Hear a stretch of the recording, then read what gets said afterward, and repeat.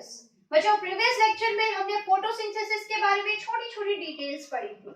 आज हम फोटोसिंथेसिस का दी एंड करेंगे और आज हम जो टॉपिक डिस्कस करेंगे वो है मैकेनिज्म ऑफ फोटोसिंथेसिस।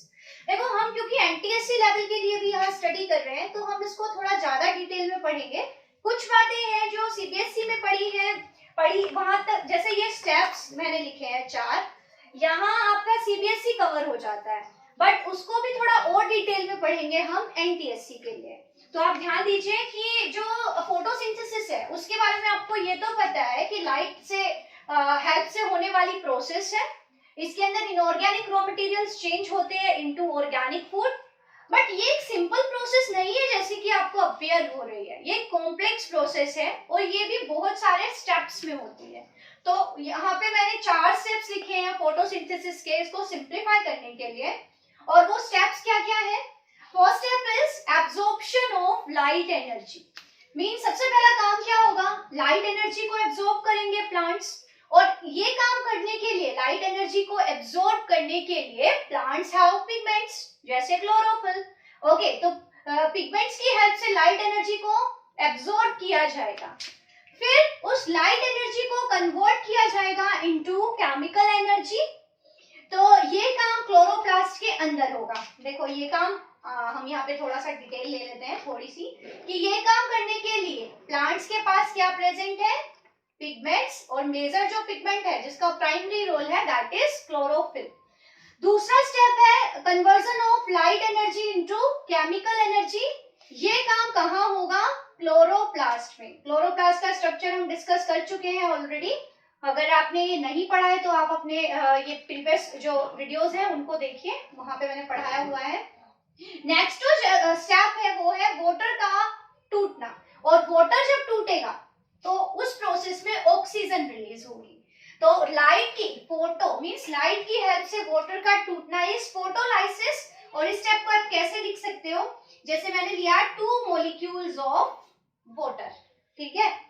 जब ये ब्रेक डाउन होंगे तो इस प्रोसेस में 2 2 4 हाइड्रोजन के nucleus means 4 protons plus 4 electrons plus oxygen का मॉलिक्यूल रिलीज होगा, ठीक है। वाटर है, यहाँ वाटर के मैंने 2 मॉलिक्यूल्स लिए, 2 2 4 मींस 4 हाइड्रोजन के यहाँ पे न्यूक्लियस है और 4 इलेक्ट्रॉन्स हैं। इनको कंबाइन करेंगे तो 4H हो जाएगा, और साथ में क्या रिलीज होगा? ऑक्सीजन। ऑक्सीजन स्टोमेटल पोर की हेल्प से बाहर चली जाएगी, रिलीज हो जाएगी एटमॉस्फेयर में। और ये जो बच गए इनका काम क्या है? इन हाइड्रोजन की हेल्प से कार्बन डाइऑक्साइड का रिडक्शन होगा, मींस उसमें हाइड्रोजन ऐड हो जाएगी कार्बन डाइऑक्साइड में, और इस प्रोसेस में खाने का सिंथेसिस होगा, मींस कार्बोहाइड्रेट्स बनेंगे, ठीक है। तो ये 4 स्टेप्स है। लाइट एनर्जी का absorption, then its conversion into the chemical energy. Third step है वाटर का ब्रेकडाउन होना with the help of light means photolysis. During this process oxygen is released, and another step is reduction of carbon dioxide into carbohydrates। तो ये 4 steps है photosynthesis के, clear. अब जो ये पहले 3 स्टेप्स हैं 1 2 3, ये 3 स्टेप्स में आप देख रहे हैं खाना नहीं बन रहा है, ये तो कुछ और ही काम चल रहा है। यहाँ पे खाना बन रहा है आपका लास्ट स्टेप में, ठीक है। तो अब जो ये वाली प्रोसेस है ऊपर वाली 3, इनके लिए लाइट की जरूरत पड़ रही है, ठीक है। ऊपर वाले देखिए लाइट एनर्जी का एब्जॉर्प्शन है, नो डाउट लाइट पे डिपेंडेंट प्रोसेस है। फिर लाइट की हेल्प से केमिकल एनर्जी बन रही है, it means it is also light dependent process. और लाइट की हेल्प से वाटर ब्रेक डाउन हो रहा है, so it is also a light dependent process. तो ये जो पहले 3 स्टेप्स हैं ये तीनों लाइट पे डिपेंड कर रहे हैं। तो ये वाली तीनों रिएक्शंस को हम कहेंगे लाइट फेज और we can say light reaction, ठीक है। आपको भी मैं डिटेल में पढ़ाऊंगी इनके बारे में। अभी आपको क्या समझना है कि फर्स्ट जो 3 स्टेप्स हैं उनमें लाइट की जरूरत पड़ रही है, और इसलिए लाइट की क्योंकि जरूरत पड़ रही है इनके लिए, तो इन फर्स्ट स्टेप्स को हम क्या बोलेंगे? Light reaction, clear. और जो लास्ट वाला आपका स्टेप है जिसमें रिडक्शन हो रहा है कार्बन डाइऑक्साइड का, this process is not dependent directly on light, light पे डायरेक्टली डिपेंड नहीं करती है ये प्रोसेस, और इसलिए क्योंकि लाइट पे डायरेक्टली डिपेंड नहीं कर रही है, इस रिएक्शन को हम कहते हैं डार्क रिएक्शन। ठीक है, क्या बताया मैंने कि फर्स्ट 3 स्टेप्स लाइट पे डायरेक्टली डिपेंड कर रहे हैं, सो ये हो गए लाइट रिएक्शन। जो आपका लास्ट स्टेप है ये डायरेक्टली लाइट पे डिपेंड नहीं कर रहा है, बट ये लाइट से प्रोडक्ट्स, जो ये ऊपर वाले स्टेप्स में प्रोडक्ट्स बनेंगे उन पे डिपेंड कर रहा है, so it is not directly dependent on light, so this reaction is called dark reaction. ठीक है, आप एक बार ये स्टेप्स याद रख लीजिए, these are important for CBSE point of view. अब हम आगे इसको डिटेल मैकेनिज्म डिस्कस करेंगे, जिसके लिए आपको थोड़ा अटेंटिव होना पड़ेगा अभी, तो आगे चलते हैं। तो यहाँ से आप देख रहे हो कि फोटोसिंथेसिस के अंदर जो रिएक्शंस है उनको हम 2 पार्ट्स में बांट सकते हैं, light reactions and dark reactions. ठीक है, फोटोसिंथेसिस की प्रोसेस को we can divide into 2 phase. एक तो हो गया लाइट फेज और लाइट रिएक्शंस, और दूसरा क्या हो गया डार्क रिएक्शंस। ठीक है, लाइट रिएक्शंस, लाइट रिएक्शंस वाले जो ये रिएक्शंस होंगी इनके दौरान लाइट यूज हो रही है, और क्योंकि लाइट की हेल्प से होने वाली केमिकल रिएक्शन है, इसलिए इस फेज को हम फोटोकेमिकल फेज भी कह सकते हैं, और हम इन रिएक्शन को हिल रिएक्शंस भी कह सकते हैं, क्योंकि हिल साइंटिस्ट का नाम है, उसके नाम पे यहाँ पे नाम पड़ा है। तो पहला फेज है लाइट रिएक्शंस, फोटोकेमिकल फेज और हिल रिएक्शंस। जो दूसरा फेज होगा फोटोसिंथेसिस का, उसको हम कहेंगे डार्क फेज और डार्क रिएक्शंस, और क्योंकि इन रिएक्शंस के दौरान खाना बनेगा तो इसलिए हम इस फेज को कहेंगे बायोसिंथेटिक फेज। ठीक है, तो ये 2 फेज में हमने फोटोसिंथेसिस की रिएक्शंस को बांट लिया। देखो लाइट रिएक्शंस के दौरान क्या होगा, पहली बात तो लाइट रिएक्शन क्यों कह रहे हैं डायरेक्ट, क्योंकि these processes are directly dependent on light, ये इंपॉर्टेंट है इनके डिफरेंस। दूसरा, ये वाली जो रिएक्शंस होंगी ये देखो नो डाउट ये पूरी प्रोसेस क्लोरोप्लास्ट में होगी फोटोसिंथेसिस की, बट ये वाली जो रिएक्शंस हैं, ये वाली रिएक्शंस आपकी होंगी थाइलेकोइड वाले पार्ट में। आपको क्लोरोप्लास्ट का स्ट्रक्चर पहले रिवाइज करना पड़ेगा इसके लिए। तो ये वाली जो प्रोसेस है ये कहाँ होगी, अक्कर इन थाइलेकोइड मेम्ब्रेन या थाइलेकोइड रीजन। ठीक है, जबकि ये वाली जो प्रोसेस है, ये वाली प्रोसेस क्या है, do not depend directly on light. ठीक है, और ये वाली रिएक्शंस होंगी occur in stromal region of chloroplast. Chloroplast का जो स्ट्रोमा वाला रीजन है ये रिएक्शन होंगी वहां। तो दोनों का साइट भी अलग अलग है, दोनों अलग अलग जगह हो रही है। अब लाइट रिएक्शन के दौरान क्या क्या होगा, देखो यहाँ पे क्या होगा, पहली बात तो लाइट एनर्जी यहाँ पे कन्वर्ट हो जाएगी इनटू केमिकल एनर्जी, ये पहले भी बताया है। और ये केमिकल एनर्जी जो होगी ये 2 केमिकल्स की फॉर्म में होगी, लाइट को एब्जॉर्ब किया और उस लाइट की हेल्प से प्लांट्स ने 2 केमिकल्स बना लिए, उन लाइट एनर्जी को उन केमिकल्स के अंदर स्टोर कर दिया। और ये 2 केमिकल्स कौन से बनेंगे, एक तो आपका बनेगा एटीपी और साथ में एक और केमिकल बनेगा जिसका नाम है NADPH। ठीक है, ये 2 केमिकल कंपाउंड्स बनेंगे, light energy light energy plants in chemicals के अंदर स्टोर कर देंगे। तो लाइट एनर्जी केमिकल एनर्जी में स्टोर हो गई और उसकी हेल्प से ये 2 केमिकल्स बन गए ATP एंड NADPH। इन दोनों को हम कहेंगे assimilatory powers. These are assimilatory powers। ठीक है, और इस वाली रिएक्शन में क्या होगा, साथ ही साथ आपका लाइट की हेल्प से वाटर टूटेगा, यानी फोटोलाइसिस ऑफ वाटर। तो ये 2 चीजें इंपॉर्टेंट है। देखिए क्या है कि इन रिएक्शंस के दौरान लाइट एनर्जी दो केमिकल्स में चेंज हो जाएगी, दो केमिकल्स में स्टोर हो जाएगी, मींस केमिकल एनर्जी में चेंज हो जाएगी। और इस लाइट एनर्जी की हेल्प से दो केमिकल्स सिंथेसाइज हो गए। एक का नाम है ATP, ATP is adenosine triphosphate, एक है NADPH जिसका नाम है निकोटीनेमाइड डाई न्यूक्लियोटाइड फॉस्फेट और उसके साथ हाइड्रोजन ऐड है। और इन दोनों को मिला के हम कहेंगे एसिमिलेटरी पावर्स।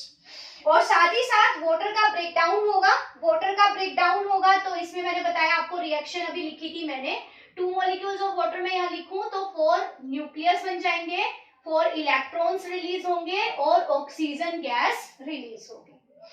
अब यहाँ पे जो ये हाइड्रोजन निकली, इलेक्ट्रॉन निकले और प्रोटॉन्स निकले, इन प्रोटॉन्स की हेल्प से और साथ में इन एसिमिलेटरी पावर्स की हेल्प से ये और ये मीन्स यहाँ से हाइड्रोजन, यहाँ से एटीपी और NADPH इनका यूज होगा और इन प्रोडक्ट्स की हेल्प से क्या हो जाएगा, रिडक्शन ऑफ CO2 और उससे क्या बनेगा, कार्बोहाइड्रेट्स यानी फूड। तो आप देख रहे हैं इस वाले रिएक्शन में सिर्फ ये केमिकल्स बन रहे हैं, एटीपी बन रहा है, NADPH बन रहा है और हाइड्रोजन निकल रही है। और ये जो प्रोडक्ट्स है ये यूज हो रहे हैं किसमें, मींस इससे जो प्रोडक्ट्स निकलेंगे, इससे जो प्रोडक्ट्स बने वो यूज होंगे डार्क रिएक्शन में और इस दौरान खाना बनेगा। आई होप ये आपको क्लियर होगा। फिर से देख लीजिए, लाइट रिएक्शन लाइट पे डायरेक्टली डिपेंड नहीं कर रही है, सॉरी डायरेक्टली डिपेंड कर रही है और ये रिएक्शंस हो रही है थाइलेकोइड वाले पार्ट में क्लोरोप्लास्ट के। इन रिएक्शन के दौरान खाना तो नहीं बन रहा है बट जो खाना बनाने के लिए चीजें चाहिए, मींस जो केमिकल्स चाहिए, एनर्जी चाहिए, वो यहाँ से मिलेगी। तो यहाँ पे जो प्रोडक्ट्स बनेंगे एटीपी और NADPH वो यूज हो जाएंगे in the dark reaction. Dark reaction कहाँ होगी, क्लोरोप्लास्ट के स्ट्रोमा वाले पार्ट में।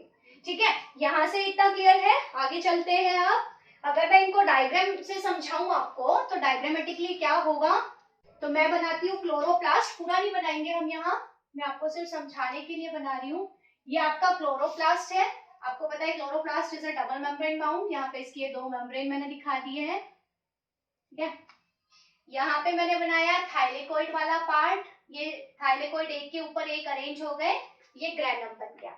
और जो बाहर वाला रीजन है वो क्या है, स्ट्रोमा, ये ग्रेनम बन गए, मींस ये एक एक क्या है आपके थाइलेकोइड। ठीक है, और बाकी जो ये पार्ट बच गया ये क्या है, स्ट्रोमा। अब थाइलेकोइड वाले रीजन में यहाँ मैंने बताया था थाइलेकोइड की मेम्ब्रेन के ऊपर क्लोरोफिल और दूसरे पिगमेंट्स और प्रोटीन्स प्रेजेंट होंगे। ये थाइलेकोइड की मेम्ब्रेन पे मैंने दिखा दिए क्लोरोफिल एंड अदर पिगमेंट्स और प्रोटीन्स, ये दिखा दिए।